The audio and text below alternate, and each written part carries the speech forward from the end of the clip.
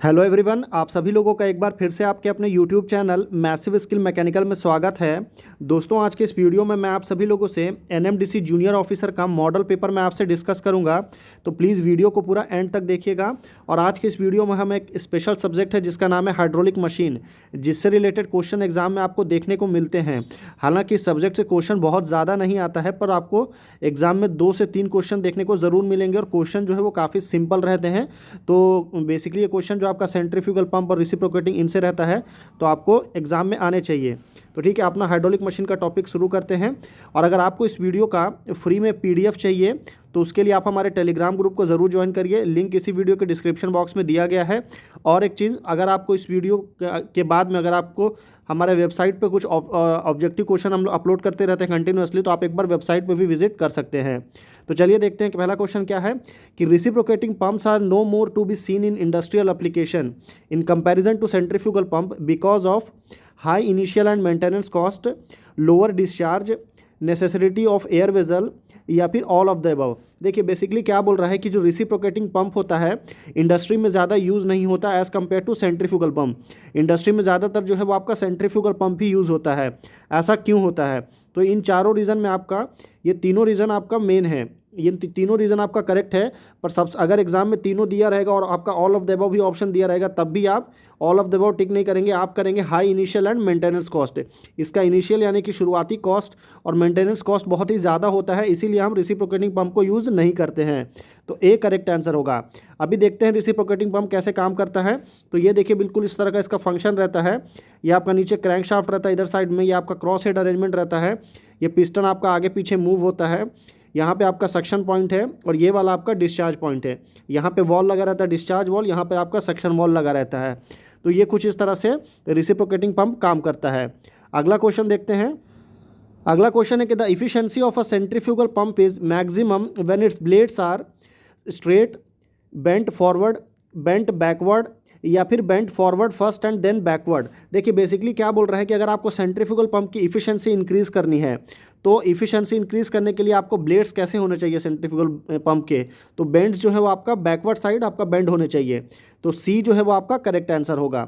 Blades के बारे में बात हो रही है, ब्लेड्स किसको बोलते हैं आइए बताता हूँ। तो ब्लेड्स जो है वो हम इसको बोलते हैं, ये जो आप देख रहे हैं यहाँ पे, इसे हम ब्लेड्स बोलते हैं। ये जो है आपका पीछे की तरफ थोड़ा घूमा रहना चाहिए, पीछे की तरफ मुड़ा रहेगा, उससे क्या होगा, जो आपका जो पानी जो जाता है वो आपको एक पॉइंट तक ही टच करेगा, उसके बाद वो उसको टच नहीं करता है।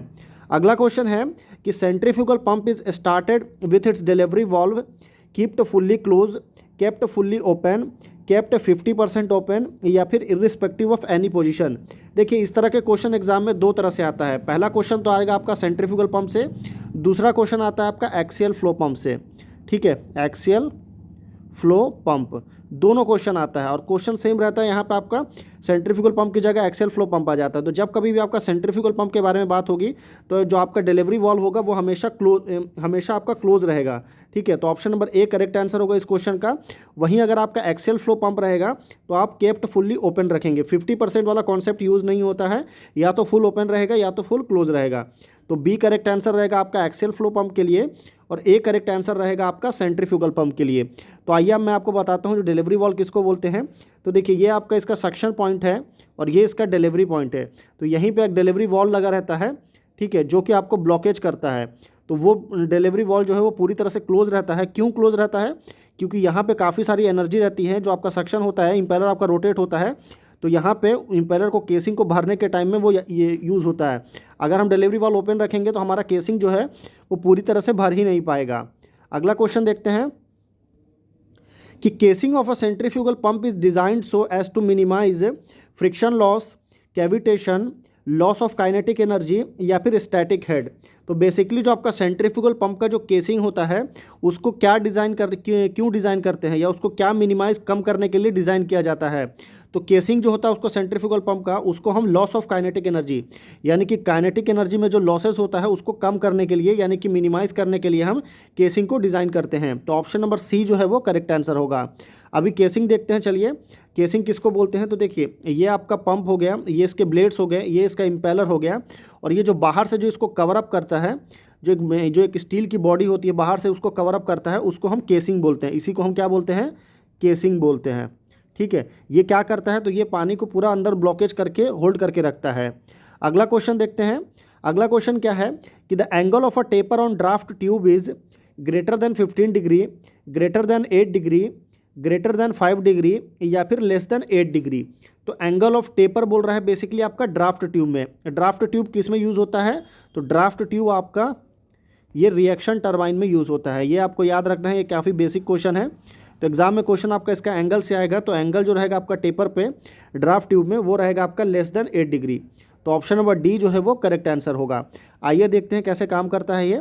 तो ये देखिए आपका बेसिकली यहाँ पे ड्राफ्ट ट्यूब है, ठीक है, ये आपका ड्राफ्ट ट्यूब है और ये जो एंगल यहाँ पे क्रिएट हो रहा है, कौन सा एंगल, यहाँ पे जो ये एंगल बन रहा है ये कितना रहता है आपका 8 डिग्री से कम रहता है, या तो आपका 7 रह सकता है, 4 रह सकता है, 5 रह सकता है।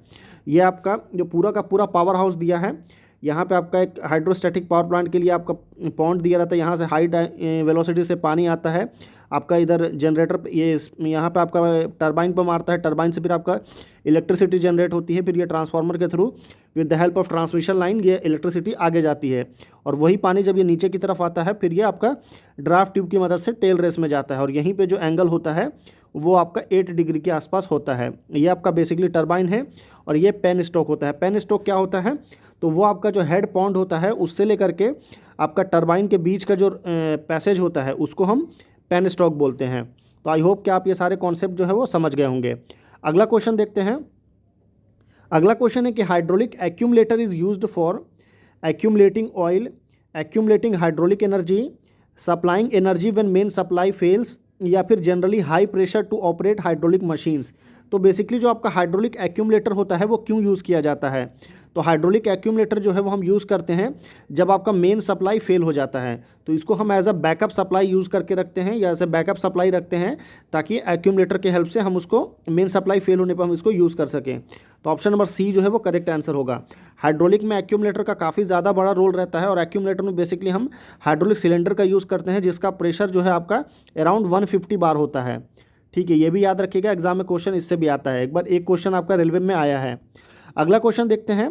अगला क्वेश्चन क्या है कि air vessel in reciprocating pumps are used to smoothen the flow, reduce acceleration to minimum, या इंक्रीज पंप इफिशिएंसी, या फिर increase pump head.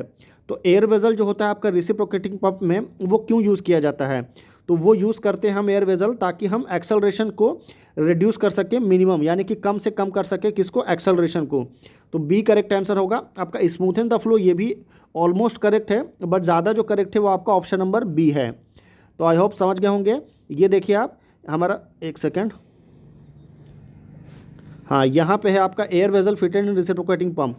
Air vessel किसको बोलते हैं, तो ये वाला यूनिट जो है उसको हम एयर वेजल बोलते हैं। ये आपका सक्शन साइड में, डिलीवरी साइड में, दोनों में रहता है। ये आपका कनेक्टिंग रॉड है। आपने जो रेसिप्रोकेटिंग पंप का जो कॉन्सेप्ट देखा है सेम वैसे इसी पे काम करता है आपका रेसिप्रोकेटिंग पंप का। ये वाटर हो गया, ये पिस्टन अरेंजमेंट हो गया। यहाँ पे क्या होता है, कंटिन्यूस आपको वाटर सप्लाई चाहिए होता है, वो फेल नहीं हो इसके लिए हम यहाँ पे एयर वेजल प्रोवाइड करते हैं, वो उस लॉसेस को काफ़ी ज़्यादा मिनिमम कर देता है। अगला क्वेश्चन देखते हैं कि the discharge through a reaction turbine with increase in unit speed, increase होगा, डिक्रीज होगा, सेम होगा, या फिर वेरिएबल होगा।